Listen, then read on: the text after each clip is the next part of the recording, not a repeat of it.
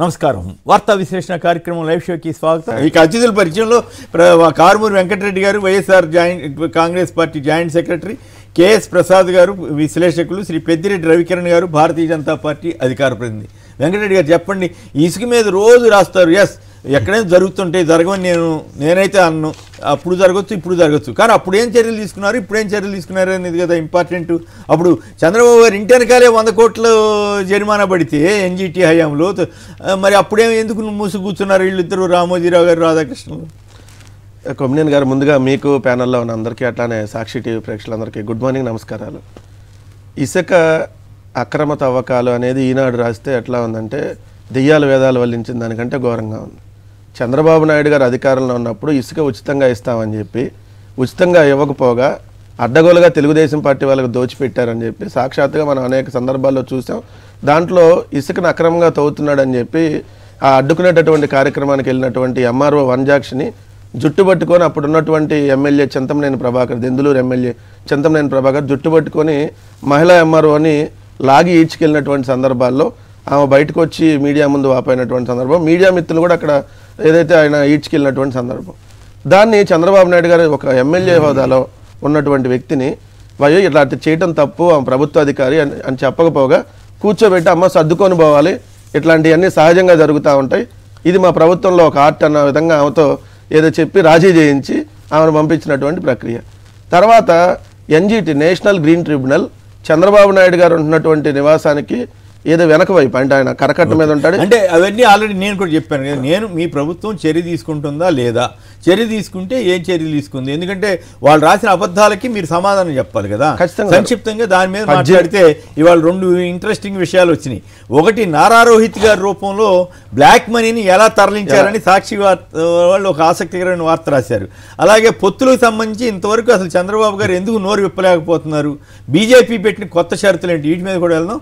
సంక్షిప్తంగా ఇసుకు సంబంధించి మీ వైసీపీ ప్రభుత్వం తీసుకున్న చర్యల మీద సంక్షిప్తంగా చెప్పండి సార్. మేము వచ్చిన తర్వాత ఇసుక ఎవరైనా అక్రమ రవాణా చేస్తే వాళ్ళకి టోల్ ఫ్రీ నెంబర్ పెట్టి వాళ్ళని ఎక్కడికక్కడ పట్టించేటటువంటి కార్యక్రమం చేసాం. 18,000కు పైగా కేసులు నమోదు చేసాం.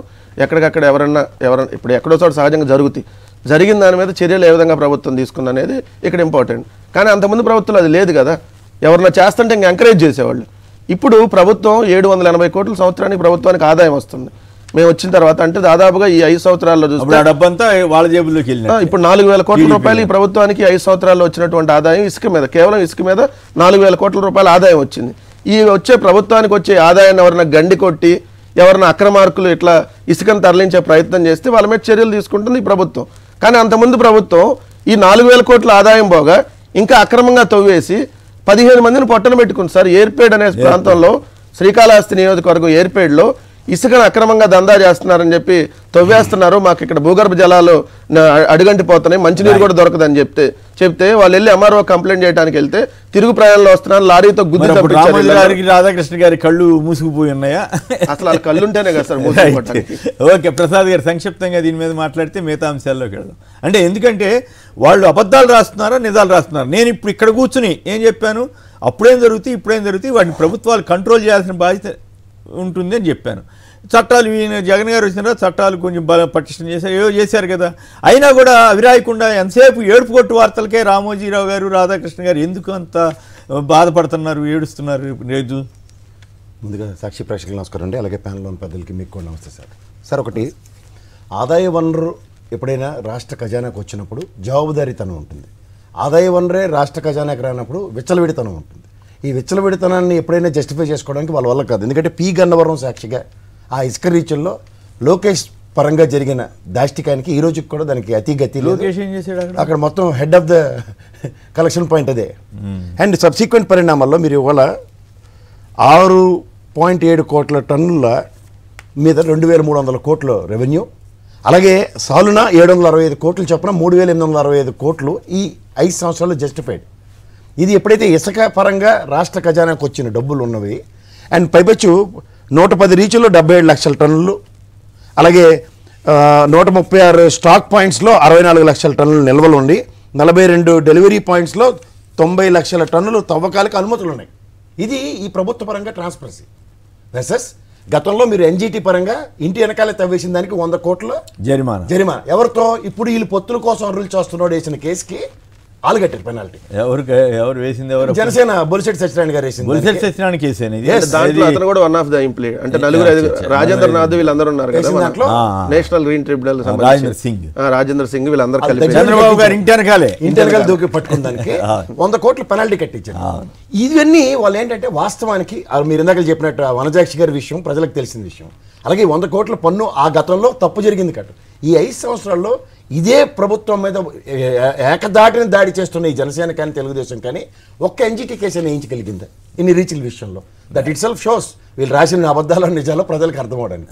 ఒకవేళ జరుగుతాయండి, జరగవని కానీ వెంటనే వీళ్ళు కంట్రోల్ చేస్తున్నారా లేదా, చర్య తీసుకుంటున్నారా లేదా అనేది వెంకటరెడ్డి చెప్పినట్టు 18,000 కేసులు ఆయన అగ్రిగేట్ 6.34 లక్షల టన్నుల్ని సీజ్ చేశారు.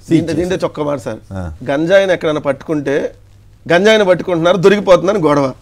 అసలు పట్టుకుంటారు కదా, దొరికితే సంతోషించాలి మనం. అక్కడ గుజరాత్లో ఎట్లా జరుగుతా ఉన్నాయి సార్, ఇప్పుడు అక్కడ మధ్యాహ్నం పట్టుకుంటే అమ్మ మధ్యాహ్నం పట్టుకుంటున్నారని గొడవ. వీళ్ళు ఏంటంటే ఎక్కడ పట్టుకోకూడదు, ఎక్కడ వదిలేస్తేనే వాళ్ళ దృష్టిలో కరెక్ట్ అనమాట. రైట్. ఒక్క నిమిషం. పరమేశ్వరరావు విజయవాడ. నమస్తే సార్. నమస్తే, మాట్లాడండి. ఇప్పుడు వీళ్ళకి ఒక సామెత లేకపోతే నీతి పద్యాలు కొన్ని వర్తిస్తాయి. ఏంటంటే ఈ చెప్పు తినేది కుక్క చెరకు తీసి ఎరువున అని ఒక వేమన శతకంలో పద్యం ఉంది. ఈ కొత్త మీడియాకి ప్రభుత్వం చేసే మంచి పనులు అసలు ఒక్కటి కూడా రాయరు, అది విచిత్రం.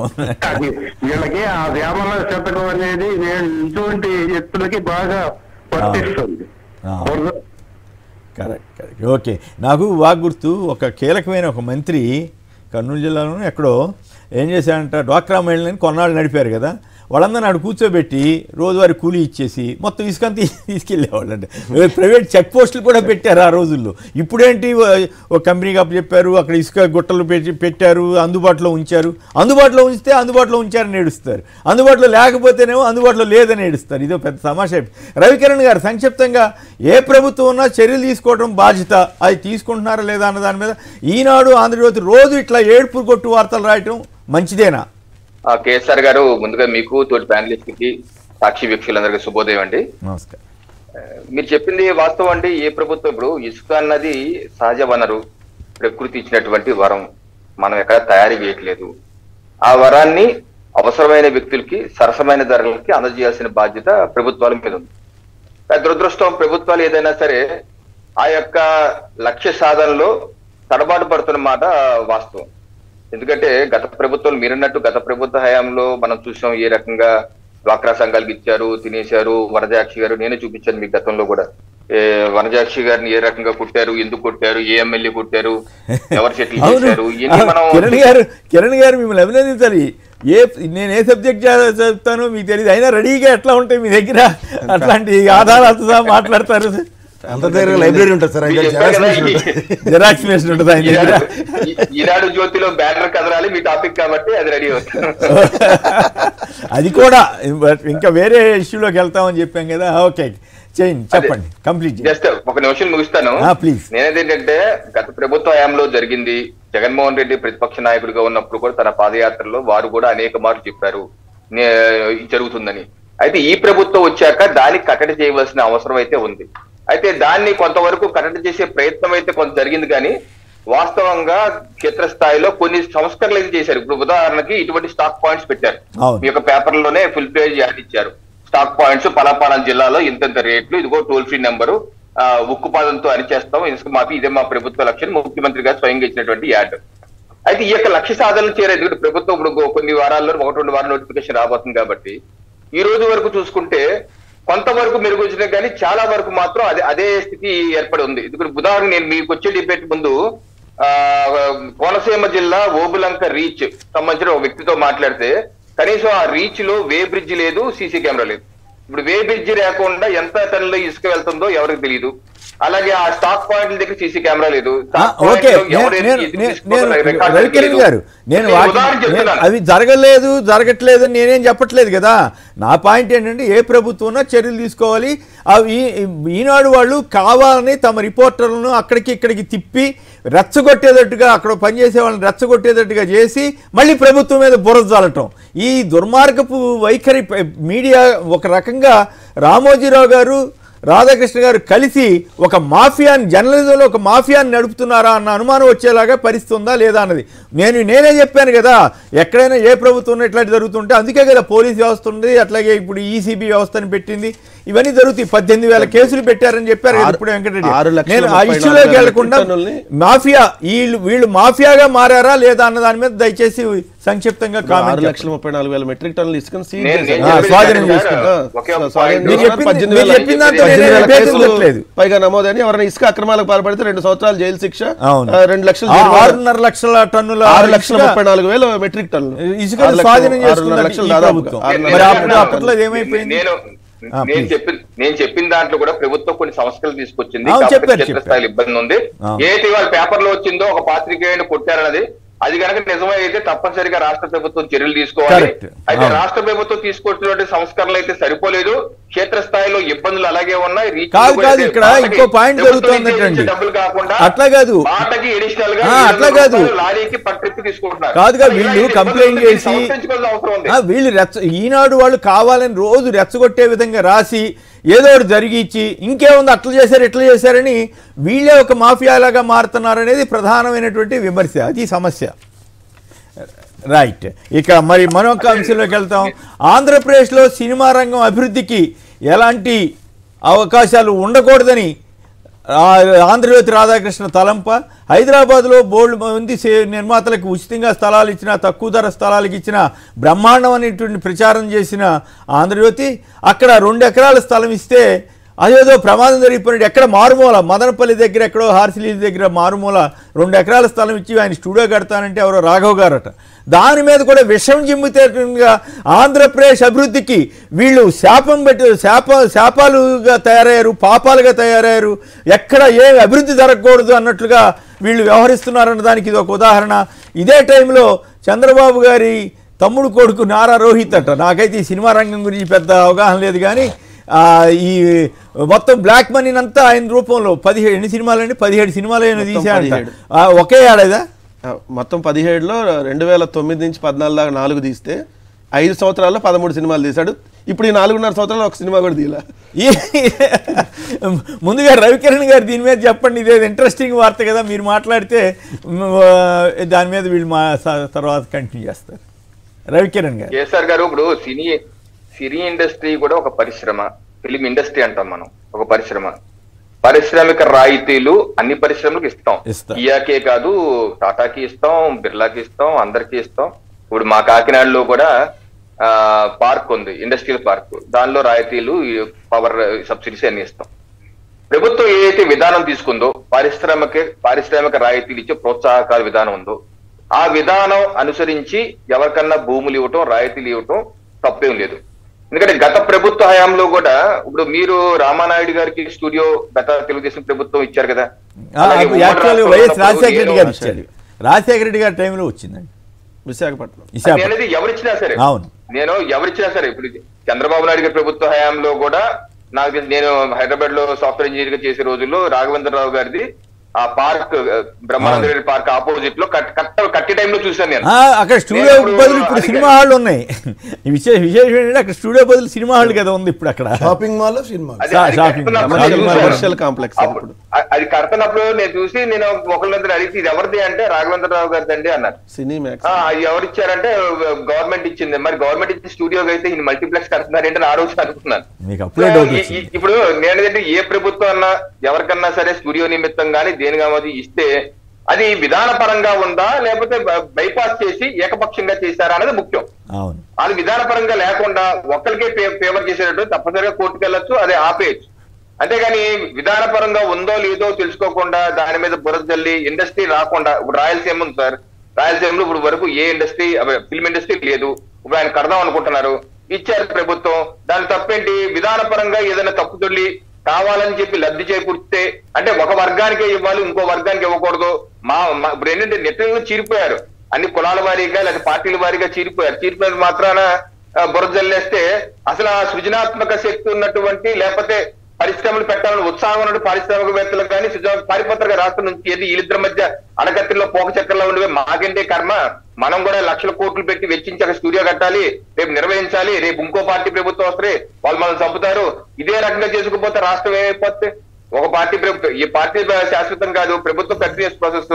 ఇంకో పార్టీ టార్గెట్ చేస్తా కూర్చున్నారు అనుకోండి, ఇంకా రాష్ట్రంలో నిరుద్యోగం ఎలా పోతాయి, ఉద్యోగాల అవకాశాలు ఎలా వస్తాయి. విధానపరంగా చూడాలి, ఒక విధానపరంగా ఇచ్చారా లేదా, బైపాస్ చేశారా, కావాలని చేశారా, ఏం చేసి దానిలో తప్పటండి, దాని మీద కోర్టుకి వెళ్ళి కోర్టు కొట్టేస్తారు కదా. సో దీని మీద అంత రద్ద చేయాల్సిన అవసరం అయితే లేదని చెప్పి నా యొక్క ఉద్దేశం చేస్తారు కదా. ఇక నారా రోహిత్ గారి బ్లాక్ మనీ కథ ఏంటి, మీరు అది చదివి ఉంటారు కదా, సాక్షిలో వచ్చింది, ఆసక్తికరంగా ఉంది నాకైతే. అంటే సినిమా రంగంలో బ్లాక్ మనీ ఉంటుందని అంటారు కానీ బట్ ఈ రకంగా కొత్త టెక్నిక్ కనిపెట్టి ఇట్లా చేశారనేది దాంట్లో ఇంట్రెస్టింగ్ విషయం. అంటే నేను అది పూర్తిగా చదవలేదు, కాబట్టి జనరల్ గా ఫీలింగ్ ఏంటంటే మనకి బాలీవుడ్ ఇండస్ట్రీ కానీ ఇవన్నీ మనం చూస్తుంటాం, విన్నాం కూడా చాలా. దావుద్ ఇబ్రహీం గారు పెట్టుబడి పెడతారు, వాళ్ళు ఏదో దుబాయ్కి వెళ్ళి వాళ్ళ ఫంక్షన్ లో పాల్గొంటారు, ఇబ్రహీం ఏదో పెడుతుంటాడు ఫంక్షన్ దానిలో పాల్గొంటారు. ఎన్ని ఫోటోలు కూడా గత ఎప్పటి నుంచో 40-50 ఏళ్ల చిత్రాలు, రాజ్ కుమార్ గారు ఉన్న చిత్రాలు ఇవన్నీ చూసాం. జనరల్ గా ఏంటంటే ఫిల్మ్ ఇండస్ట్రీలో కూడా ఇటువంటి జరుగుతాయి, ఏంటి అన్ని బయట తో జరగవు, బ్లాక్ మనీలు కూడా వైట్ మనీగా చేసుకుంటా ఉంటారు అన్నది ఎప్పటి నుంచో గత 3-4 దశాబ్దాలుగా మనకు తెలిసిన విషయమే. ఈ స్పెసిఫిక్ విషయం నారా రోహిత్ గారి విషయం స్పెసిఫిక్ విషయం అయితే నేనైతే చదవలేదు. బట్ బాలీవుడ్ లాంటిది అంటే నారా రోహిత్ గారు అంటే నారా రోహిత్ గారి కాదు, చంద్రబాబు గారి డబ్బులే ఆ రకంగా రూట్ చేశారని దాంట్లో ఉన్న సారాంశం. అదే నేనైతే ఆ వివరాల్లోకి పోలేదు, ఇన్ జనరల్ అయితే అలా జరుగుతుందని భావన మనకు కూడా ఉంది కాబట్టి ఇది కూడా జరుగుండొచ్చో జరిగిపోండొచ్చో అది తెలవలసిన అవసరం ఒకేస్తారు. రైట్. పానకాలరావు గారు మచిలీపట్నం. పానకాలరావు గారు చెప్పండి, ఆంధ్రప్రదేశ్లో ఒక ఇండస్ట్రీని రానివ్వరు, ఒక సినిమా వాళ్ళు ఈ స్టూడియో కడతానంటే అడ్డం పడతారు, ఏమిటి ఈనాడు ఆంధ్రజ్యోతి అరాచకం. ఆ మధ్య ఒక ఇండోసోలోని ఒక కొత్త ప్రాజెక్టు రాబోతుంటే అంత భూమి ఇస్తారా అని రాస్తారు, ఇవ్వకపోతేనేమో ఇవ్వలేదంటారు, ఇస్తేనేమో ఇచ్చారని రాస్తారు. రబ్బబ్బబ్బబ్బా, ఇంత దరిద్రంగా ఈ నాకు ఇప్పుడు 46వ సంవత్సరంలో ఉన్నాను, పేపర్లు టీవీలు ఈ స్థాయిలో ఈనాడు ఆంధ్రజ్యోతి ఇంత దరిద్రంగా మారి ఆంధ్రప్రదేశ్ అభివృద్ధికి విఘాతం కలిగిస్తే నేనైతే అనుకోలేదు, ఇంత నీచంగా మారతాయని నేనైతే ఊహించలేదు. కానీ దురదృష్టవశాత్తు వాళ్ళు అంత నీచంగానే ప్రవర్తిస్తున్నారు. రామోజీరావు గారు ఇతవరకు చెప్పిన నీతులన్నీ కూడా తీసి గోతుల్లో బారేసినట్లుగా ఆయన వ్యవహరిస్తున్నారు. రైట్. పానకాలరావు గారు ఏమంటే ఇప్పుడు ఈనాడు అవును, ఆ మధ్యలో పేరు తీసేస్తే ఈడు అని వస్తుంది, ఇంతే ఈడింతేనా ఈడింతేనా. ఎందుకంటే కొత్త ఆంధ్రప్రదేశ్ కి చంద్రబాబు నాయుడు ఏదో చేస్తారని ప్రజలు నమ్మించి గెలిపించారు. అవును, ఆయన ఏమీ చేయలేకపోయాడు. అవును, ఇసుక దోపిడీ, ఓకే, నీరు చెట్టు దోపిడీ, అవును, అప్పుడు అన్నీ బ్రహ్మాండంగా కనపడ్డాయి. ఇప్పుడేమో ఇప్పుడు అన్ని చేసినా సరే దాని మీద విపరీతమైన విష ప్రచారం చేయటం. అవును, దేవుడు కదా నిద్రలేశాడు, దేవుడు నిద్రలేశాడు 1990లో. రైట్. దేవుడు నిద్రలేసి ప్రజలు కళ్ళు తెరిచారు. రైట్, ఓకే అండి, థ్యాంక్ యూ. రాము గారు వెస్ట్ గోదావరి నుంచి. రాము గారు వెస్ట్ గోదావరి. రాము గారు నమస్కారం, చెప్పండి. స్వామి. నమస్కారం సార్. నమస్తే, చెప్పండి. ఏమిటి ఎప్పుడు జరిగింది, ఎలా జరిగింది అందరికీ తెలుసు. ఎక్కడ ఏదండి ఇసు మాఫీ అన్నది ఎలా జరిగింది అన్నది, ఇసు మాఫీ ఒక్క నిరూపించమని ఒక ఎమ్మెల్యే మీద ఎందుకు అన్ని తప్పుడు రాతలు రాయటం. మీరు ఎందుకంటే మంచి పని ఏంటంటే ఎంటీ రాజు గారు అబ్బాయి కుమార్ గారు ఉన్నారు, వాళ్ళ ఆశీర్వాదం ఆయన లైవ్ లో తీసుకుంటే మొత్తం బండావన్న బయటపడుతుంది. ఓకే, ఈ విషయానికి రండి. ఇక ఈ నారా రోహిత్ గారి సినిమాలు తీయటం ఏంటి, ఇప్పుడే చెప్పారు వెంకటరెడ్డి గారు, ఆ దాంట్లో చంద్రబాబు గారు డబ్బుని రూట్ చేశారు, బ్లాక్ మనీని వైట్ మనీగా మార్చుకోవడానికి అనేది సాక్షి వచ్చిన కథనం. ఇంకా రిలీజ్ పని కూడా లేదు, అవి పెట్టుబడి పెట్టడం తప్ప రిలీజ్ అయ్యే పని ఉండదు, చూసే పని ఉండదండి. అచ్చా, రిలీజ్ కూడా కాలేదా? రిలీజ్ అయినాయా?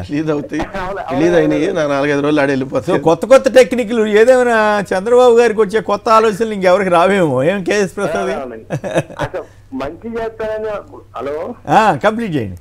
మంచి చేస్తాను వస్తే ఎవరైనా ఓటేస్తారండి. ఎందుకంటే అది తిట్టాలి పట్టాలి లేకపోతే ఇది ఆ పార్టీ వాళ్ళు ఈ పార్టీ వాళ్ళు రైట్ మాట్లాడుతుంటే ప్రజలు అమాయకండి, అమాయకంగా ఉన్నారనేది వాళ్ళ ఆశ, ఉండాలని కోరిక. రైట్ ప్రసాద్ గారు, థ్యాంక్ యూ అండి. రైట్ ప్రసాద్ గారు, ఇప్పుడు మీరు మొన్న చూసారు లేదు, రజనీకాంత్ గారు వచ్చి చాలా పొగిడెళ్ళారు. రజనీకాంత్ గారు ఒక సినిమా తీశారు. అందులో ఏంటంటే ఒక సినిమా ఇండస్ట్రీలో డబ్బుల్ని బ్లాక్ అండ్ వైట్ చేసేవద్దు అసలు, ఒక కామెడియన్ హీరో పెట్టి అట్లా వీళ్ళు ఏం చేస్తారంటే అరుణాచలం సినిమాలో అరుణాచలం 100 కోట్లు వస్తే ఏం చేయాలన్న దాని మీద ఒక రోజులో ఖర్చు పెట్టాలి, 30 రోజుల్లో ఖర్చు పెట్టాలన్నప్పుడు సినిమా చేస్తారు. అట్లా వీళ్ళు ఏం చేస్తారంటే ఇప్పుడు ఉదాహరణకి ఎంత కాదన్నా చంద్రబాబు నాయుడు గారికి గత చరిత్ర తెలిసిన వాళ్ళు ఎవరైనా ఏం చెప్తారంటే 2 ఎకరాల ఆసామి ఎలా ఏడనే మాట్లాడతారు కదా. 2 ఎకరాలు పంచుకుంటే 1 ఎకరం రామ్మూర్తి నాయుడు గారికి వస్తుంది, ఇంకో ఎకరం ఈయనకి వస్తుంది. ఆ 1 ఎకరంతోనే రోహిత్ గారు అంత పెట్టుబడి పెట్టే అంత స్థాయి అయితే ఉండదు కదా. ఆబ్వియస్గా ఆయన తెరచాటు బిడ్డ కిందనే ఓవర్ పీరియడ్ ఆఫ్ టైం ఆయన ప్రస్థానం స్టార్ట్ అయింది ఇది సినీ రంగంలో. తదనంతరం ఇందాక వెంకటరెడ్డి చెప్పినట్టు ఈ 4.5 సంవత్సరాలు నిజంగా ఆయన సినిమా లేదు. బిఫోర్ దట్ దగ్గర 17 సినిమాల దాకా ఆయన ఏకదాటి నటించిన ఉదంతాలు మనకు తెలిసిందే. ఇవేం చేస్తారంటేనండి, మీరు సినిమాల పరిశ్రమ గురించి ప్రభుత్వానికి ఒక తలభారం, పేరుకే అది ఇండస్ట్రీ, దాని మీద 10 మంది బతుకుతున్నారు. మన దగ్గర కేవలం ఓ డైరెక్టర్, ఓ హీరో, ఓ హీరోయిన్, ఒక మ్యూజిక్ డైరెక్టర్లు తప్ప మిగిలిన ఎవరికి అంత రెమ్యూనరేషన్స్ ఉండవు, ఏముండవు. కన్సల్టేట్గా ఐటీ డిపార్ట్మెంట్ ఒక వ్యక్తి మీద స్పెసిఫిక్గా ఐటీ రైడ్ చేసేదాకా కూడా వాళ్ళ యొక్క ఆస్తులు ఏంటో, వాళ్ళ డబ్బులు ఎంతో వాళ్ళు ఏం చెప్పరు. ఏదో మొన్న పవన్ కళ్యాణ్ నోరు జరి రోజుకి 2 కోట్లు సంపాదిస్తానని చెప్పిన ఉదంతం తప్ప ఆయన జోలికి ఎవరు వెళ్ళలేరు. ఎందుకంటే అవన్నీ పైనుంచి చక్రం దీప నాకు ఇద్దరు తెలుసు అన్న సినిమా డైలాగ్ లాగా ఆ ఇద్దరితో నడుస్తున్న కథనం, అది వేరే విషయం. కానీ సార్ మీరు ఒక సినిమా చూడండి, ఒక మొనాటమీ నడుస్తూ ఉంటుంది, సడన్గా మొనాటమీని బ్రేక్ చేసి హ్యూజ్ లాసెస్ని ఇంకర్ చేస్తారు. గమనించట్లేదు. ప్రధానికి ఈ మహేష్ బాబు, ప్రభాస్ ఇలాంటి వాళ్ళందరూ ఒక అతిరథ మహారాజులు సినిమాలు తీస్తారు. నెక్స్ట్ డే అసలు కథ అయినా చదివాడు అనిపిస్తే ఇలాంటి సినిమా ఉంటుంది, ఆ దిక్కుమాల సినిమా, అసలు అర్థం పర్థం కూడా ఉండదు దానికి. అలాంటి ఉదంతాలకు కారణం ఏంటంటే ఇండస్ట్రీలో దాన్ని ఏం చేస్తారంటే ఇప్పటిదాకా ఎర్న్ చేసిన మనీని ఒక ఫ్యాబ్రికేటెడ్ లాసెస్ త్రూగా ఇది మళ్ళీ స్టాండ్ స్టిల్ సిచ్యువేషన్ క్రియేట్ చేస్తారు. సంచేత ఏమవుతుందంటే ఎవరో రఘురామన్ రాజన్ గారు, అమర్ సేన్ గారు చెప్పినట్టు రొటేషన్ అన్నది కేవలం కొన్ని పాకెట్స్లో ఉంటుంది. ఇప్పుడు చూడండి అల్లు అరవింద్ అవుడు, దిల్ రాజు ఇలాంటి వాళ్ళు వీరు లెక్క పెట్టచ్చు, వీళ్ళే శాసిస్తుంటారు ఆ ఇండస్ట్రీని. ఇంకా బయట వాడు ఎవరికి ఛాన్స్ ఉంటుంది. తర్వాత ఒకే కుటుంబం నుంచి ఇలాగ మరి జాతిరత్నాలు వచ్చినట్టు ఒక 15 మంది 20 మంది ఎలా ఉన్నా సరే చచ్చినట్టు మనం భరించే పరిస్థితి ఉంటుంది. ఎందుకంటే రొటేషన్కి. సో ఆ 2 కుటుంబాలు ఎప్పుడైతే శాసించేస్తాయి, 3 కుటుంబాలు శాసించేస్తాయి, ఉన్న దగ్గర ఏమవుతుందంటే రూపాయి ఇటెళ్దో అటెళ్దు, అంతా ఇక్కడే రొటేట్ అవుతూనే ఉంటుంది. ఆ రొటేషన్లో ఏమవుతుంది, ఇక్కడ ఓ రూపాయి సంపాదించడం కానీ 10 మందికి లాసెస్ పంచి ఈ 10 మంది వల్ల ఈ సినిమాకి ఎంత నష్టం జరిగింది. కానీ పరిశ్రమని ఏదో ఉద్ధరించి ఉల్లి వెళ్తూ ఉంటారు. రూపాయి ఆదాయం ప్రభుత్వం మాత్రం ఉండదు. మీరు ఈ ప్రాసెస్లో చూడండి. ఈ మధ్యలో తుచుక్కుమనే విశ్వనాథుడు శంకరాభరణం లాంటి సినిమా తీశాడంటే మన ప్రాణం మీదకి దానికి డివిడెండ్లు ఇవ్వండి, డిస్కౌంట్లు ఇవ్వండి, థియేటర్లు ఫ్రీ ఇవ్వండి, టికెట్ మీద సబ్సిడీ ఇవ్వండి, మళ్ళీ తిరిగి తలభారం ప్రభుత్వానికి. అవును, చంద్రబాబు గారికి రాఘవేంద్ర గారు లేదా మురళీమోహన్ వీళ్ళంతా ఎందుకు అంత భారీ మద్దతుదారులుగా ఉంటారు? ఎందుకు ఉంటారంటే మీకు నాకు మనం ఏంటంటే ఓ రూపాయి ఆదాయం వచ్చే పనికి ఎప్పుడైతే ప్రభుత్వం తలపెడుతుందో అలా కాకుండా స్టూడియో కట్టరా బాబు అంటే థియేటర్లు, మల్టీప్లెక్స్లు, అలాగే నేను హైటెక్ సిటీ కట్టిన తర్వాత దాని అనంతరం ఎకరాల భూములు ఆ లోకలకి అదాన్ని పెడితే ఇంకెవరికి రియల్ ఎస్టేట్ వ్యాపారాలు అవన్నీ చేయడం అన్నట్టు ఇలాగే పరిశ్రమను నడిపించుకోవచ్చు అన్న అపోహలో చాలామంది అదే ప్రాంతంలోకి అదే పరిశ్రమలోకి ఆ విధంగానే చొచ్చుకుని వస్తుంటారు. అంచేత మీరు చూడండి లిమిటెడ్ ఎడిషన్ లాగా కొంతమంది మాత్రమే ఇలా ప్రాయోజిత కార్యక్రమాలు అందుకుంటూ ఉంటారు ఆయనలో. ఇప్పుడు స్టూడియోల ప్రాస్పెక్ట్లో చూసుకోండి, ఓసారి నిలబడిన పాపానికి రామానాయుడికి వచ్చింది, ఇంకోసారి నిలబడిన పాపానికి లేకపోతే ఇక్కడ ఎవరికి పచ్చల్లోడికి, ఇక్కడ నడిబోర్డులో స్టూడియో ఒకడికి, ఇక్కడేమో ఏమి కాకుండా మల్టీప్లెక్స్ కట్టుకోవడానికి. ఏంటండి శాంచివిటీ? నేను 40 సంవత్సరాల అనుభవం జర్నలిజంలో ఎలాంటి విలువలతోనే మీకు తెలుసు. ఇక్కడ వీళ్ళు అవుట్ ఆఫ్ ద బాక్స్ ఎక్కడి నుంచి డిస్ప్రపోర్షనేట్గా ఈ విధంగా గ్రో అవుతున్నారు చెప్పండి. అంటే అట్లా కాదు, ఇప్పుడు చెన్నారెడ్డి గారి టైంలో ఈ జూబ్లీహిల్స్ ఏరియా డెవలప్ సినిమా ఇండస్ట్రీని చెన్నై నుంచి ఇక్కడ తీసుకురావడానికి రకరకాల ప్రయత్నాలు చేశారు. అప్పుడు ల్యాండ్స్ కేటాయించారు, రామానాయుడు గారు వాళ్ళందరికీ కూడా స్టూడియోలు ఇచ్చారు. ఆ తర్వాత రోజుల్లో ఈ రాఘవేంద్ర గారి ఇష్యూ ఇవన్నీ వచ్చినాయి, వాళ్ళు దుర్వినియోగం చేస్తారని ఇట్లాంటివి వచ్చినాయి. బట్ అందరినీ మనం తప్పు పట్టకూడదు. యాక్చువల్గా ఇప్పుడు రామానాయుడు గారు ఈ స్టూడియో నడుస్తుంది కదా, అటువంటి అంటే మనం ఆ రోజున కమిట్మెంట్ తో చేసిన పనులు ఇప్పుడున్న కమిట్మెంట్ అది ఇప్పుడు సినీ పరిశ్రమ అక్కడి నుంచి తరలి రావాలన్న కమిట్మెంట్ కి వాళ్ళు కమిట్. దీని మీద ఏమన్నా చేయగలగటానికి ఉంటుందా? ఇప్పుడు నారా రోహిత్ గారు ఎంత 800 కోట్లు చేశారంటున్నారు కదా. అటువంటి వాటి మీద ఇవన్నీ బ్లాక్ మనీయా వైట్ మనీయా అని తేల్చే వ్యవస్థలు ఏమి ఉండవా? ఈ ఆరోపణలు ఏముంటాయి సార్? పెట్టుబడిదారులను పట్టుకోగలగాలి అంతే. వీళ్ళకి మనకి బ్యాంకు సహకారంతో హెడ్డింగ్ ఎప్పుడైతే పెట్టారో అది అంతట్లోనే మనం ఏం చేయలేము. దాంట్లో వీళ్ళంతా చాలా స్ట్రాటజికల్గా ఉంటుంది. అంతా 15 రూపీస్ 20 రూపీస్ ఇంట్రెస్ట్లు తీసుకొచ్చి సినిమాలు చేస్తారు సార్ వీళ్ళు. Just one day gambling. ఒకప్పుడు చూడండి రామారావు గారు నాగేశ్వరరావు గారి టైంలో 100 రోజులు సినిమా ఆడి రెవెన్యూ వచ్చే పరిస్థితి ఉండేది. ఆ 100 రోజుల్లోనూ సినిమా థియేటర్లు నడిచేవి 10 మంది ఇది కార్యక్రమం. ఇవన్నీ with in a span of అలా చూడండి లోపు బయట పత్తాలు ఆడతారు. ఆ టైప్లో ఫస్ట్ 2 డేస్లోనే కలెక్షన్ వచ్చేయాలి. తర్వాత మిగిలిన ప్రొడ్యూసర్లు పరిణామాలు కూడా దానికి ఏం మారలేదు సార్. వీళ్ళ సినిమాలు 2 సంవత్సరాలకు 3 సంవత్సరాలకు కూడా తీస్తారు ఒళ్ళు అమ్ముకుండా. ఈ డబ్బులన్నీ టక్కమని ఒకే రోజు కన్సాలిడేట్గా రావాలి. ఆ రోజు రామారావు గారు కృష్ణ గారు ఇలాంటి వాళ్ళు ఎంతమంది ఎన్ని సినిమాలు చేసి కాదు. దీని మీద కూడా ఒక చిన్న కామెంట్ చెప్పండి. యాత్ర ఏది అతను ఎవరు మహి రాఘవ్ అంట, ఆయనకి ఎక్కడో మారుమూలు 2 ఎకరాలు ఇస్తే కూడా ఆయన మీద పడి ఆడటువంటి స్టూడియో తీయటానికి ఈ సినిమా తీశారు. తీస్తే ఇంకెవరు వాళ్ళు డెవలప్ చేయకూడదా? ఎక్కడ ఆయన ఏమన్నా నడిబొట్లో అమరావతిలోనే ఇస్తా అన్నాడు కదా. సినిమా పరిశ్రమలో దిల్ రాజు గారు రెడ్డి గారు అయ్యిండు కూడా దిల్ రాజు గారిని పెట్టుకునే కాలక్షేపం చేస్తున్నారు సర్వైవల్ కోసం. చేత మొహమాటలే లేవు దీంట్లో. వాళ్ళు ఎప్పుడైతే 2 కింద సెగ్రిగేట్ అయి ఉన్నారో అటుపక్కే ఉండాలి. అటుపక్క ఉన్నాడు ఏదైనా చేయాలి, ఇటుపక్క ఉన్నాడు ఎవరైనా పొరపాటు పడ్డారు పేరు దాచుకోవాల్సి వస్తుంది. రఘునాథరావు గారు ఏలూరు నుంచి. రఘునాథరావు గారు నమస్కారం, చెప్పండి మీరేమంటారు? మన ప్రసాద్ గారు చెప్పిన దాంట్లో చాలా వాస్తవాలండి. ఏదండి ఎన్టీ రామారావు గారి టైంలో మొదటిసారి ప్రభుత్వంకి వచ్చిన తర్వాత 1990లో అనుకుంటా ఈ రామోజీ సిటీకి ఎకరం 5,000 గారికి దంప కొత్తగా ఖర్చు పెట్టారండి ఎన్టీ రామారావు గారు, స్వర్గీయ మహానుభావుడు. మంచి ఉద్దేశంతో ఇప్పుడు ఆయన ఎస్టేట్ నిర్మించుకుని పేదలకు కూడా దారి ఇవ్వకుండా తొక్కేస్తున్నాడు. అదే రకంగా సినీలో అంటే I don't want blame all the community, specific గా కమ్మా కమ్యూనిటీ వాళ్ళనే పైకి చేశారు. ఆఖరికి వ్యాన్స్ రోడ్ చేసేవాళ్ళు కూడా మా ఊరు పక్కనేనండి మురళీ మోహన్ గారు. ఆయన అతి సాధారణంగా వెళ్ళాడు. కృష్ణా సమకాలికుడే, అతని టాలెంట్ ఉండే, ఇతనికి అందగాడ. ఇతని వరకు మనం మాట్లాడుకునే నారా రోహిత్ ఏపాటి సొగసైన వాడండి. వాళ్ళకి ఎవరు మరి? ఎందుకంటే నల్లగా ఉన్న డబ్బుని వైట్ చేయాలంటే ఏదో ఫ్లాప్ సినిమా అన్న తీయాలి, ఇంకొక చెత్త సినిమా అన్న తీయాలి. ఆ డబ్బులు ఎలా చేసుకోవాలి, కలెక్షన్ చేసుకోవాలి. దాని మీద కూడా రెస్ట్రిక్ట్ చేసి టికెట్ ఇంత పెట్టండి, పేదవాడి వినోద వస్తువు సినిమా తప్ప ఏమీ లేదంటే ఆయన మీద కూడా ఏడ్చారు కదా. దాని మీద ఏమండి, ఏపీలో సముద్ర తీరం ఉంది, అడవులు ఉన్నాయి, బోల్డ్ అన్ని కొల్లేటి కాపురం కొల్లేరు కూడా తీశాడండి ఆయన మహానుభావుడు కృష్ణ తిలక్ గారు దర్శకత్వం. మరి అలాంటి రోజులు కాదు, అలాంటిది మదనపల్లిలో ఎక్కడో హార్సిరీ హిల్స్ లో స్టూడియో పెడుతుంటే ఆంధ్రప్రదేశ్ వాళ్ళు పెట్టడానికి వీలు లేదన్నట్టు ఎందుకంత ఆంధ్రప్రదేశ్ మీద పడి ఏడుస్తారు వీళ్ళు? మరి మూలానికి వెళ్ళి ఆ రామోజీరావు గారికి వేలాది ఎకరాలు ఎలా ఇచ్చారు? అక్కడ మాత్రం సమ్మగా ఉంది. వాళ్ళు కదా ఎట్లా తీశారు కదా. మాది కాని వాడు ఎంత గొప్పవాడైనా కిందే ఉండాలి. Right, okay. సత్యప్రకాష్ గారు మరొకరు ఏలూరు నుంచి. సత్యప్రకాష్ గారు, ఏమిటి బ్లాక్ మనీకి చంద్రబాబు గారు ఈ రూట్ ఎంచుకున్నారన్నట్టుగా ఇవాళ వచ్చిన వార్తను మీరు ఎంతవరకు నమ్ముతారు? ఏమంటే చంద్రబాబు గారు అనే విషయంలో అసలు చంద్రబాబుని మనం మంచిగా ఎప్పుడు ఆలోచించుకోకూడదండి ఏ విషయంలో. మీకు చాలా క్లారిటీ ఉంటుంది. చంద్రబాబు గురించి మనం మాట్లాడుకోవడం అంటే వేస్టింగ్ సార్. తర్వాత అండి ఇప్పుడు రామోజీరావు, రాధాకృష్ణ, TV5 నాయుడు ఉన్నారు చూసారా, వీళ్ళు అదే మన జర్నలిస్టుల ముసుగులో ఉన్న టెర్రరిస్టులు అండి వాళ్ళు. టెర్రరిస్టులు ఎందుకంటే వాళ్ళకి పద్ధతిగా రాయడం చేత కదండి. వాళ్ళకి మరీ నీచంగా రాస్తున్నారు. అదే మా బోటి వాళ్ళ బాధ. చాలా అదే మళ్ళీ ఇక్కడ తెలంగాణకు వచ్చేసరికి మొన్న నేను రోజు చూపిస్తా కదా, ఇక్కడికి వచ్చేసరికి మొన్నదా కేసీఆర్ భజన చేశారు, ఇప్పుడు రేవంత్ భజన చేస్తున్నారు. ఓకే, ఇప్పుడు రేవంత్ రెడ్డి గారి పాజిటివ్ ఇవ్వటానికి నాకేం అభ్యంతరం లేదు. ఇక్కడ జరిగే లోపాలు రాయండి, అట్లాగే అది ఉన్నాయి. ఇక్కడ లోపాలు అస్సలు రాయరు, అక్కడ మాత్రం లోపాలు ఉన్నా లేకపోయినా అబద్ధాలు రాస్తున్నారు. నిన్న ఎవరో మిత్రుడు చెబుతున్నాడు నాతోటి, పొగిడి ఆయన ముంచారు. రామారావుకే దిక్కులేదు సార్, అంత ల్యాండ్లు ఇచ్చిన ఆయన ముసలాయనే ముంచేసారు.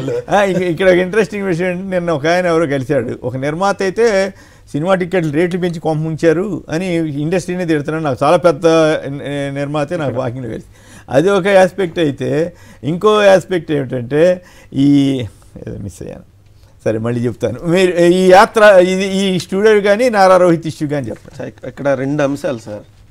స్కిల్గా ఎలా చంద్రబాబు నాయుడు దోచుకుంటాడు అంటానికి మన స్కిల్ డెవలప్మెంట్ స్కామ్ మనం చూసాం. చంద్రబాబు నాయుడు అనేక సందర్భాల్లో చెప్తా ఉంటాడు, నేను చేసిన నేరాన్ని దమ్ముంటే మీరు నిరూపించండి, నేను టెక్నికల్గా ఎవరికి దొరకను ఎక్కడ అని. అంటే నేరం చేశాడని అతనికి తెలుసు, బట్ నేను ఎక్కడ ఆధారాలు లేకుండా ముందే మాయం చేస్తాననేది చంద్రబాబు నాయుడు గారు చెప్పేటటువంటి అంశం. దాంట్లో ఇక్కడ ఇవాళ నారా రోహిత్ గారి అంశం తీసుకుంటే, నారా రోహిత్ అనే అతను పెద్ద హీరో కాదు. అతను సినిమా ఏది కూడా, ఏ సినిమా కూడా అతను సినిమా ప్రాఫిట్ వచ్చిన సినిమా లేదు. మొత్తం అతను 17 సినిమాలు తీస్తే 17 నష్టాల్లో ఉన్నటువంటి సినిమాలే. 2009 నుంచి 2014, ఆయన 2009లో ఇండస్ట్రీలోకి వచ్చారు. 2009 నుంచి 14 దాకా అంటే 5 సంవత్సరాల్లో ఆయన తీసిన సినిమాలు కేవలం 4 సినిమాలు. కానీ చంద్రబాబు నాయుడు గారు ముఖ్యమంత్రి అవ్వగానే, చంద్రబాబు నాయుడు గారు ముఖ్యమంత్రి అయ్యి ముఖ్యమంత్రి నుంచి దిగిపోయే సమయంలో ఈ 5 సంవత్సరాల్లో అంటే 2014 to 2019 మధ్య 13 సినిమాలు తీశారు. ఆ 13లో ఒక్క సినిమా కూడా హిట్ సినిమా లేదు. ఒక్క సినిమా కూడా హిట్ సినిమా లేకపోతే ఎవరు వచ్చి ప్రొడ్యూసర్లు 30 కోట్లు 40 కోట్లు పెట్టి సినిమా హీరో సినిమా తీస్తారు సార్? 30 కోట్లు 40 కోట్లు బడ్జెట్ ఒక్కో సినిమా. ఇవాళ మొత్తం సాక్షి పత్రికలో మొత్తం క్లియర్గా ఏ సినిమా ఎంత అని రాశారు. 30 కోట్లు బడ్జెట్ అంట, 40 కోట్లు 40 కోట్లు 45 కోట్లు అన్ని నారా రోహిత్ హీరోగా ఒక్కొక్క ప్రొడ్యూసర్ని పెట్టి, ఆ ప్రొడ్యూసర్ నష్టాలేనా?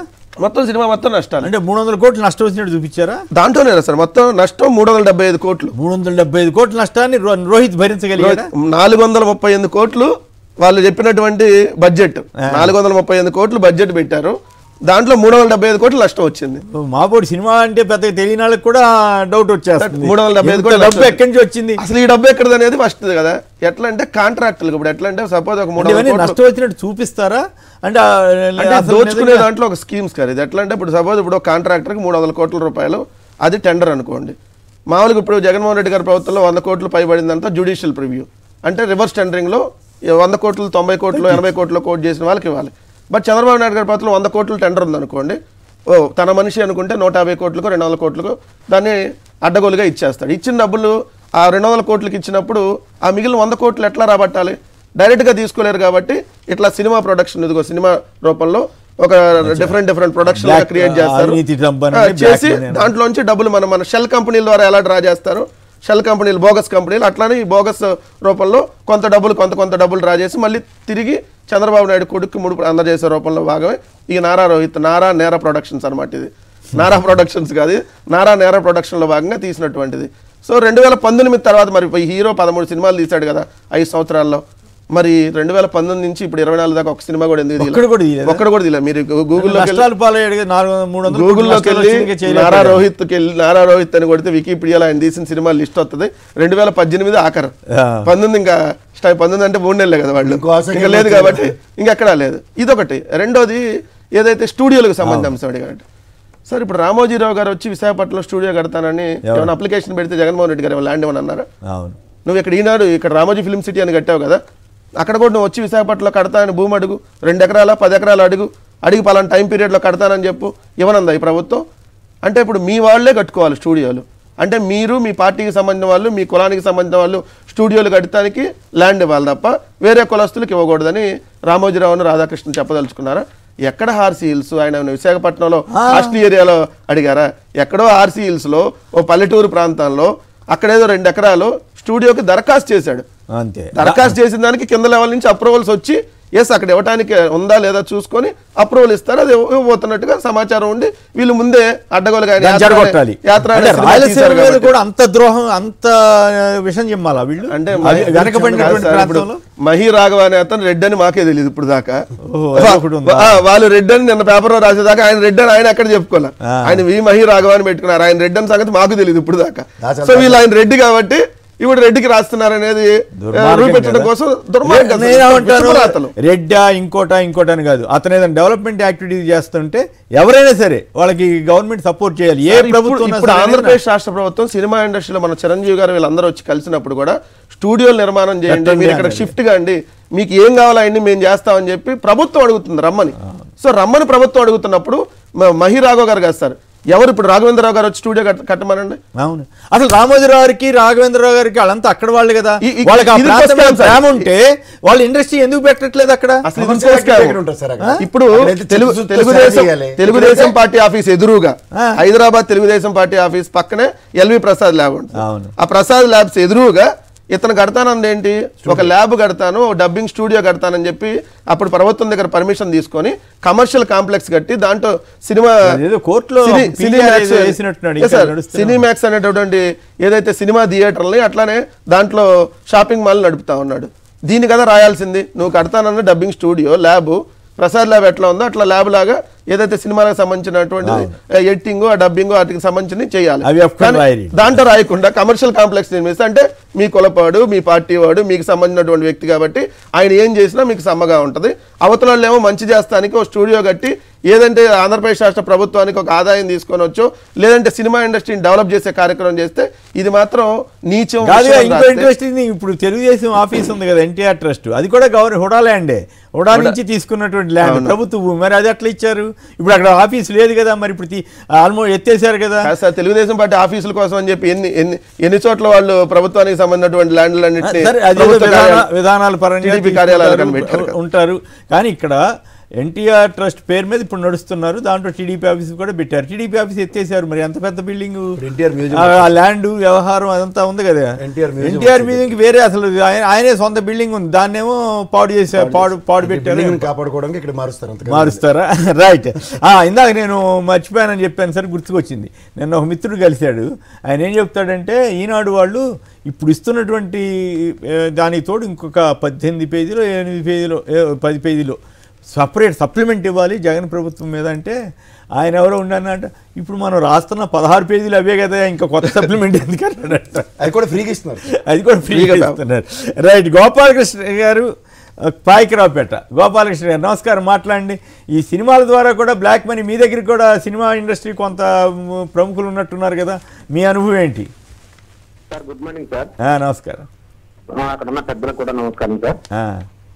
సార్ ఇక్కడ ఏంటంటే వాళ్ళు ఏది మాట్లాడడానికైనా ఏది చేయడానికైనా సమర్థం సార్. వాళ్ళు చంద్రబాబు నాయుడు గారు అవనండి, వాళ్ళకి మాట్లాడడానికి అవకాశం కూడా మీడియా వస్తుంది సార్, వాళ్ళకి ఫస్ట్ మీడియా. అంతేనా? ఎందుకంటే చాలా దారుణమైన రాతలు సార్. ఎలాగంటే వాళ్ళు ఏ పార్టీతో కలిసినా వాళ్ళు ఎలా రాస్తున్నారంటే పోయిన 2019లో కాంగ్రెస్ పార్టీతో కలిస్తే దేశం కోసం రాశారు సార్.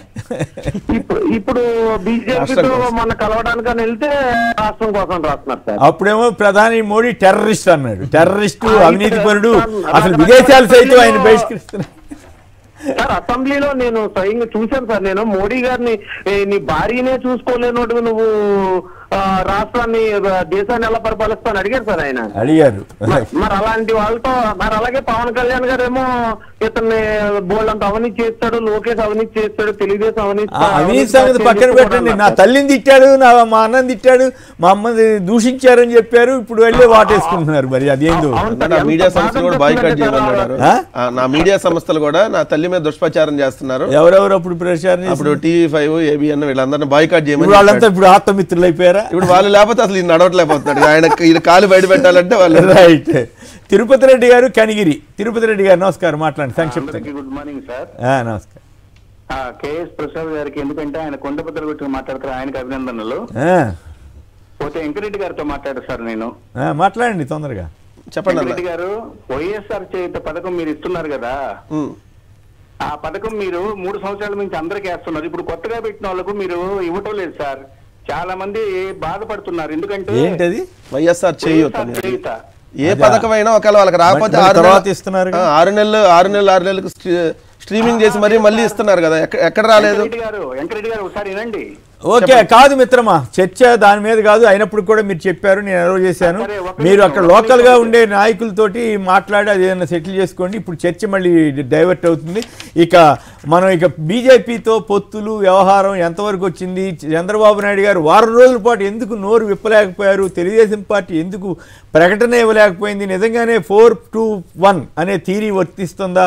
ఇంకో కొత్త విషయం ఏంటంటే అసలు ప్రత్యేక హోదాతో సహా ఏ విభజన హామీల గురించి కూడా నోరు ఎత్తకూడదని కూడా బీజేపీ వాళ్ళు కండిషన్ పెట్టారనేది ఒకటి జరుగుతూ ఉంది. సీఎం పోస్ట్ మీద పంచుకోవాల్సిందే అని చెప్పారని 50 నుంచి 70 సీట్లు అనేది ఒక కథ. ఏది బీజేపీను జనసేన కలిపి నిజంగానే అందువల్లే మాట్లాడలేకపోతున్నారా? ఏం జరుగుతోంది ప్రసాద్ గారు?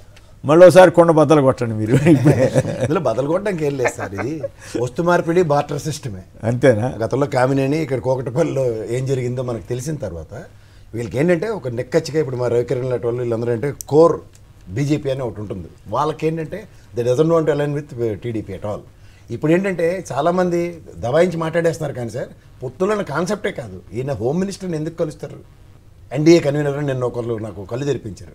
ఎన్డీఏ కన్వీనర్ హోమ్ మినిస్టర్ ఆఫీస్లో హోమ్ మినిస్టర్ ఇంటికి వెళ్ళి కలవరు కదా, ఎన్డీఏ కాన్క్లేవ్లో కలుస్తారు. అపార్ట్ ఫ్రమ్ దట్ ఇవాళ జరుగుతున్న పరిణామాల్లో ఆయనకి ఐటీ నోటీస్ 4 సార్లు ఇచ్చారు. ఆ 4 సార్లకి ఆయన బతిమాలుకుంటున్నాడు. దీని పర్యవసానంలో ఫెమా అండ్ ఈడీ కేసులు 2 అతని మీద ఇంకా ఎస్టాబ్లిష్ చేయట్లేదు. అది కత్తి వేలాడుతుంది. Any time any point of time వాళ్ళు ఇవ్వడానికి రెడీగా ఉన్నారు. ఇన్ కేసు అది కనుక ఎస్టాబ్లిష్ అయితే దుబాయ్లో 11,37,00,000 దీనార్లు, తర్వాత rerouted money in Singapore and Malaysia త్రూగా ఆ ఈశ్వరుని లోపటి కూర్చోబెట్టారు. దాని తదనంతర పరిణామాల్లో ఇతనికి ఆ ఉపద్రవం గ్యారంటీగా ఉంది. సో దాని నుంచి సర్వైవల్ ఫర్ ద ఫిట్టెస్ట్ అన్నట్టు ఇక్కడ ఈ పరాణబుక్కుడుగా ఉన్న ఈ పవన్ కళ్యాణ్ సన్నిధానంలోంచి బీజేపీ ప్రాపకం కోసం అర్రులు చేస్తున్న తెలుగుదేశం ఇవాళ చేస్తున్న విన్యాసానికి పొత్తులోనే ఆ భౌగోళిశాలలో హెడ్డింగ్లు పెట్టి రాస్తున్నారు. సో ఇది అబ్సల్యూట్లీ వాళ్ళు అసలు దేర్ డజంట్ ఈవెన్ కన్సిడర్. ఎందుకంటే మీరు పురంధేశ్వరి గారి డెలిబరేషన్ స్టేట్మెంట్స్ చూడండి. ఎందుకు వెళ్ళాడో మాకు తెలియదు, మాకు పొత్తుల విషయంలో ఏ విధమైన అవగాహన లేదు, మేము జనసేనతో పొత్తులో ఉన్నాం. పైపెచ్చి జనసేనకి 175 నియోజకవర్గాలు తిరగమని ఆయనకి హెలికాప్టర్లు అవి ఏర్పాటు చేసి తిప్పిస్తున్నారు. ఎందుకంటే నథింగ్ బట్ స్టార్ క్యాంపెయినర్. బీజేపీకి ఆయన ఫేస్ పెట్టి 175 నియోజకవర్గాల్లో బీజేపీ జనసేన పొత్తుంది కాబట్టి చచ్చినట్టు 175 నియోజకవర్గాలు తిరగవలసింది ఆయన. ఎవరు బీజేపీ వాళ్ళు చెప్పారు ఆయనకి? ఆబ్వియస్గా చెప్తారు. రూట్ మ్యాప్ చెప్తే తిరుగుతాడు కానీ బీజేపీ వాళ్ళు చెప్తే తిరుగుతాడా? వాళ్ళకి అంత సీన్ లేదండి. వీళ్ళు ఓన్లీ వీళ్ళన్నీ 2 ఆ తోలుబొమ్మలాట్లో చేతులు వేలు నడిపించేవాడు అంటే పై నుంచి బీజేపీ వాళ్ళు నడిపించిన దానికి వీళ్ళిద్దరు తోలుబొమ్మలాట. అందులో బీజేపీ ప్రాపకం కోసం అర్రులు చేస్తున్న తెలుగుదేశంకి అయితే అసలు కన్సిడరేషన్స్ లేవు. At the cost of Pawan Kalyan అన్న దాని మీద మెరిసీ గ్రౌండ్స్ని ఆలోచిస్తున్నారు. దాంతో వీళ్ళు ఏంటంటే వీళ్ళు చెప్పి మాటకి వీళ్ళకి సింకే లేని దానికి లోకేష్కి అక్కడ ఇచ్చిన తాంబూలానికి ఇక్కడ పరిగెట్టుకొచ్చి ఇక్కడ ఆంధ్రప్రదేశ్లో ఈ విచ్చలవిడిగా ఆయన నచ్చిన ప్రవర్తన ఆయన ప్రవర్తిస్తాడు. ఇది absolutely not sinking with BJP. అది క్లియర్గా తెలుస్తుంది. 2 రోజుల్లో మీకు పట్టబేలు అవుతుంది. చూడండి, పొత్తు అన్నది ఉండదంటారా? ఎవరికి వాడి ఏమైనా మీకు ఇంకోటి చెప్తాను, ద మోర్ జనసేనతో కూడా ఉండదా? ఎవరితో జరగని పని ఏమో నాకైతే కొద్దిగా డౌట్ ఉంది. బీజేపీ వాళ్ళని ఎట్లా ఇప్పుడు బీజేపీ వాళ్ళ దగ్గరికి వెళ్ళి బుక్ అయిపోయాడు. ఈయన చంద్రబాబు వెళ్ళకపోతే అదో రకంగా ఉండేది. వెళ్ళిన తర్వాత బుక్ అయ్యాడు, ముందుకు వెళ్ళలేడు, వెనక్కి వెళ్ళలేని పరిస్థితి. వాళ్ళ వరస్ట్ కేసులో అమిత్ షా గారి దగ్గరికి వెళ్ళి నో అనే ప్రస్తావన ఉంటుంది. ఏదైనా నో అని చెప్పడానికి ఆయన దగ్గర దాకా వెళ్ళటం ఎందుకు? అదే కదా. ఇప్పుడు సే ఫర్ ఇన్స్టెంట్ ఆయన ఒక ప్రపోజల్ ఇచ్చారు అనుకోండి, దాని నో అనే దమ్ముదేరే తెలుగుదేశంకి లేదు. అవును, ఫుడ్ డౌన్. ఒకవేళ పొత్తు కుదురుంటే ఈ పాటికి ఈనాడు ఆంధ్రజ్యోతిలో అసలు గంతులేసి ఆయన కొండెక్కి గంతులేసేవాడు, ఈయనేమో ఇక్కడ ఇల్లెక్కి గంతులేసేవాడు. 36.4 సెకండ్కే ప్రపంచం సృష్టించేశారు ఆ రోజు నరేంద్ర మోడీ గారు. జ్ఞాపకం ఉందా మీకు? సో అలాంటి సెకండ్లు అంచేత వీళ్ళని మీరు ఈ పొత్తు అన్న దాంట్లో ధృతరాష్ట్ర కౌగిల్లో చిక్కు 6 రోజులుగా మాట్లాడలేకపోవడానికి కారణం అదేనా? నిన్న ఏం చెప్పుంటాడు టీడీపీ లీడర్లకి? ఏం చెప్పాడు? సర్దుకుపోదాం, త్యాగం చేయండి, త్యాగాలకు సిద్ధం పండి. మీరు నాతో బేతాలలాగా 57 మంది నాతో పాటు ఏలాడుతున్నారు. ఇప్పుడు రామారావు గారి దగ్గర నుంచి పార్టీ ఎత్తుకొచ్చిన కాడి నుంచి దాని తదనంతర పరిణామాల్లో మిమ్మల్ని నేను వదిలించుకోలేకపోతున్నాను, మిమ్మల్ని అకామిడేట్ చేయలేకపోతున్నాను, మా చిన్నపిల్లలు పెట్టే టార్చర్ నేను తట్టుకోలేకపోతున్నాను. సో దాంట్లో ఏం చేయాలంటే మనం సర్దుకుపోవాలి, ఏం చేయాలో చెప్పండి అని అడుగుతున్నాడు. అంతకన్నా ఏముంది? వీళ్ళని ఎప్పుడేటండి ఆల్మోస్ట్ 20 రోజులు పైచిలుకు నుంచే మెంటల్గా ప్రిపేర్ చేస్తున్నారు. మనం ఎలాగైనా సరే బీజేపీలో విలీనం అయ్యే కాన్సెప్ట్ ఉంది. పార్టీ విలీనం అయిపోయింది. మీ వాదనంతా విలీనం. సార్ మీకు ఒకటి తెలుసా? జెడ్పీటీసీ ఎంపీటీసీ శూన్యం. తెలంగాణలో 150,000 మందితో గచ్చిబౌలి స్టేడియంలో మీటింగ్ పెట్టి తెలంగాణలో నిలబడే దమ్ము ధైర్యం కూడా చేయలేకపోయారు. శూన్యం. కానీ విచిత్రంగా కాంగ్రెస్ పరోక్ష సపోర్ట్ చేశాడు, అక్కడికి వెళ్ళి మళ్ళీ బీజేపీ వాళ్ళు మేనేజ్ చేస్తున్నాడు. అది విశేషం. ఏమీ మేనేజ్మెంట్ ఆ రోజు గతం సార్, గత ఇప్పుడైతే చూడండి ఆఖరికి రాజ్యసభలో శూన్యం. ఈ 1943 సాయంత్రంలో డెసిషన్ తీసుకోరా మళ్ళీ కొత్తగా నామినేషన్ వేసి గతంలో 23 మందిని తీసుకుని డెసిషన్ ఇంకొకసారి చేయమనండి. కొరివితో తలగొక్కుని భూస్థాపితం. ఇందాక చెప్పిన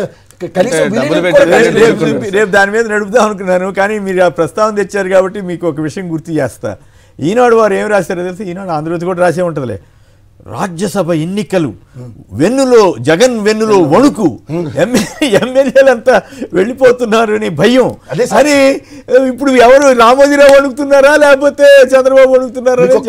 ఇప్పుడు రేపు ఇంకో వార్త. మీకు 2022లో మా రవికిరణ్ దగ్గర ఫుల్ డేటా ఉంటుంది. ఒక విప్ జారీ చేస్తున్నారు తెలుసండి. వీళ్ళు ఎవరు పడితే నచ్చినట్లు వీళ్ళు ఎమ్మెల్సీ ఎలక్షన్లో ఎవరికి నచ్చినట్టు టిక్లు పెట్టుకుంటే అక్కడేమో తాంబూలం తిరగేసిస్తారు. Right. That amendment is taken place in Rajya Sabha ఎలక్షన్స్లో. సో ఏమీ చేయలేరు. అంచేత ఆ నిస్సహాయ స్థితిని కూడా కప్పిపుచ్చుకోవడానికి అందుకే సార్ జర్నలిజం చదవాలి. వాడు పచ్చళ్ళు అమ్ముకుని జర్నలిస్ట్ అయిపోయి, వాడు పేపర్లు పంచుకుని జర్నలిస్ట్ అయిపోయి, వాడు పెట్రోల్ బంక్ కూడా జర్నలిస్ట్ అయితే ఇలాగే ఉంటాయి. రైట్. వెంకటరెడ్డి గారు, రాజ్యసభకు ఒకవేళ నిలబెట్టుంటే ఒక రకంగా కథనం ఉండేది. ఎందుకంటే అసలు వైఎస్ఆర్ కాంగ్రెస్ పార్టీ ఎమ్మెల్యేలు అందరూ అసంతృప్తిగా ఉన్నారు. రాశారు, ఏదో ప్రయత్నాలు చేస్తున్నారని రాస్తే పర్వాలేదు. జగన్ అంట వణికిపోతున్నాడని రాశారండి. నాకు ఆశ్చర్యం, ఇదేంద్ర బాబు. అట్లా వాళ్ళు అసలు ఒక రాజ్యసభకు కాదు 3టికి అభ్యర్థులు వచ్చేటట్టున్నారు, మొత్తం వచ్చేటట్టుగా ఉన్నారు. కానీ చంద్రబాబు నాయుడు ఒకళ్ళు దాలని చెప్పి ఒకళ్ళే నిలబెట్టారని ఆ విధంగా రాసేవాళ్ళు. ఏది నిలబెట్టుంటే ఇప్పుడు నిలబెట్టట్లేదు, నాకు తెలిసిన సమాచారం ప్రకారం నిలబెట్టట్లేదు. కాబట్టి రేపేం రాస్తారంటే చంద్రబాబు నాయుడు విలువలు పాటించాడు, విశ్వసనీయత పాటించాడు, విశ్వసనీయత ప్రామాణికం చంద్రబాబు నాయుడు.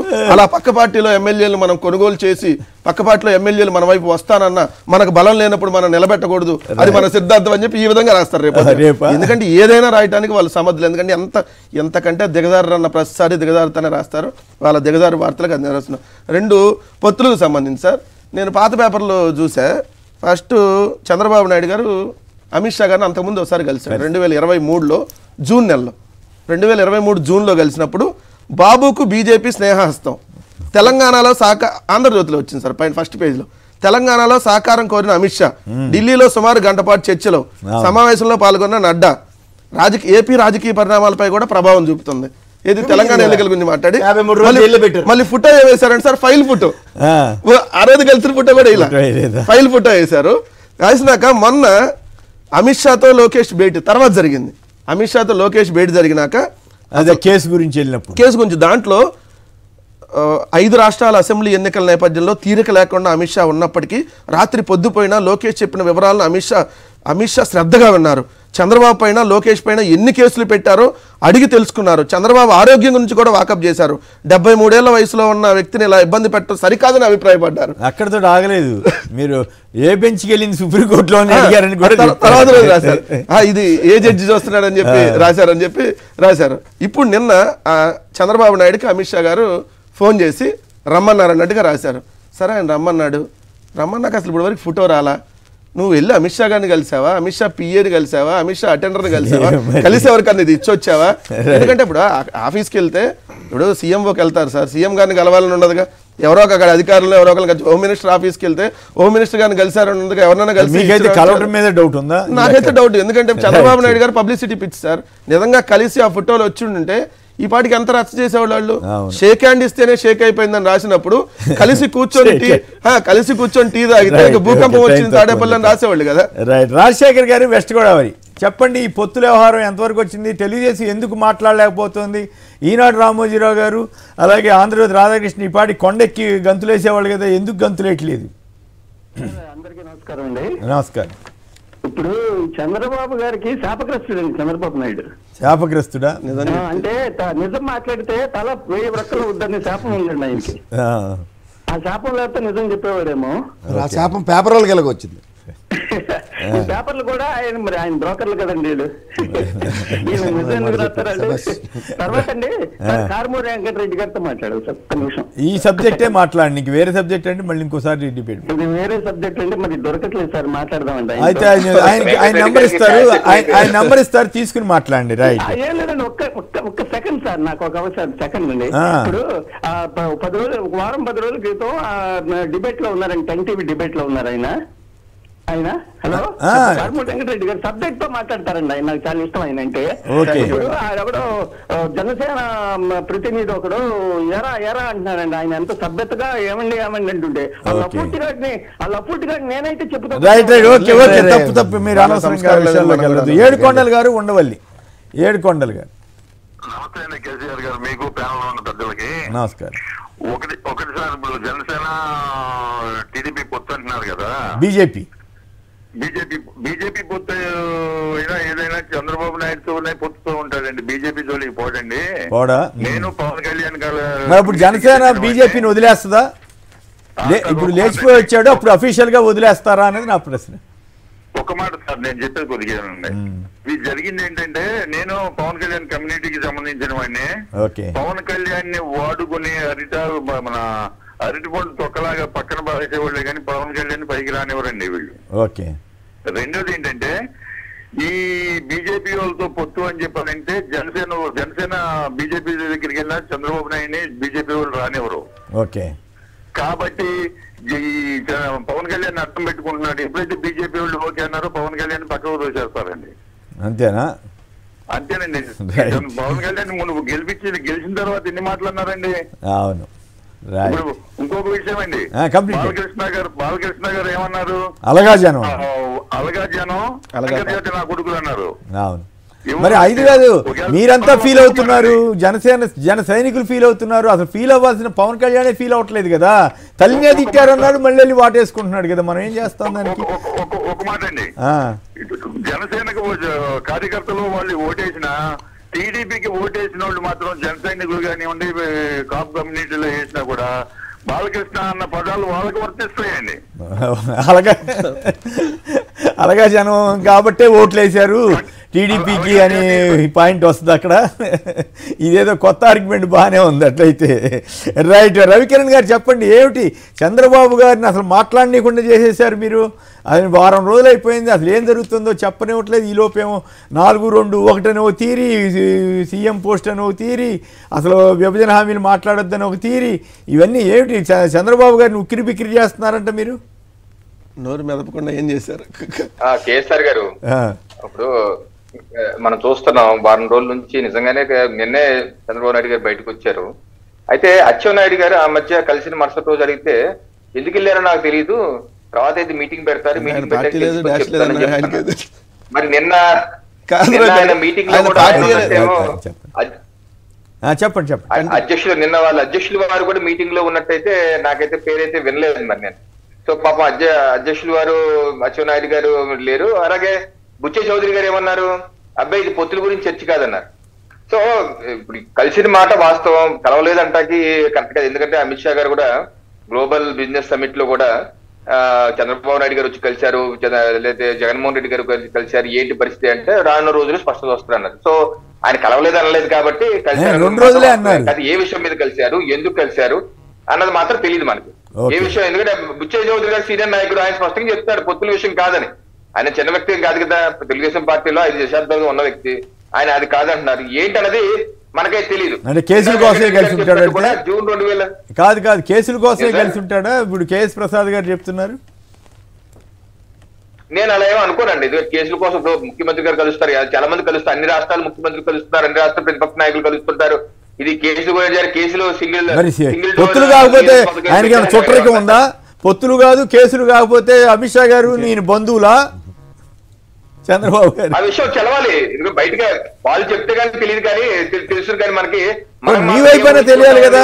కాదు 2 రోజుల్లో కాదు రవికిరణ్ గారు, 2 రోజుల్లో ఏ సంగతి తేల్చేస్తామని అమిత్ షా గారు చెప్పిన స్టేట్మెంట్ వచ్చింది.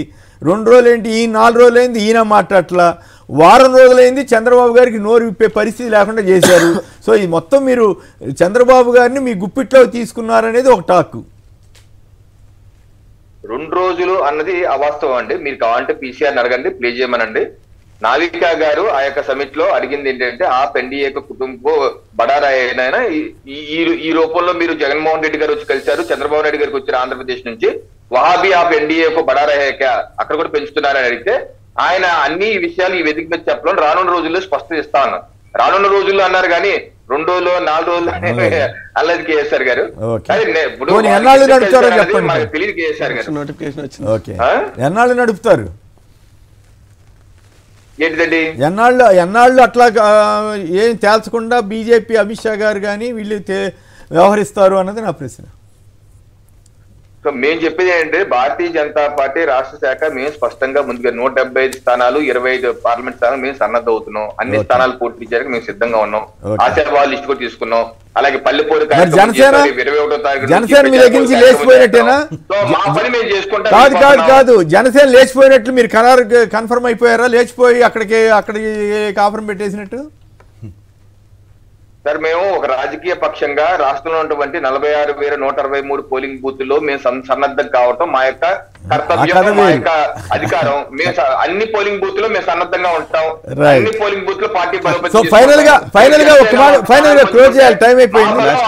రెండు ఇద్దరికి రవికిరణ్ గారు ఫైనల్ గా ఒక మాట చెప్పండి, ఇంతకీ చంద్రబాబు గారితో మీకు పొత్తు ఉంటుందా ఉండదా, లేదు ఎందుకు ఆయన నోరెత్తలేకపోతున్నాడు చంద్రబాబు గారు? సార్ ఆయన నోరు ఎత్తలేకపోతే ఆయన బైక్ పెట్టి అడగండి, మీకు సంబంధం లేదు.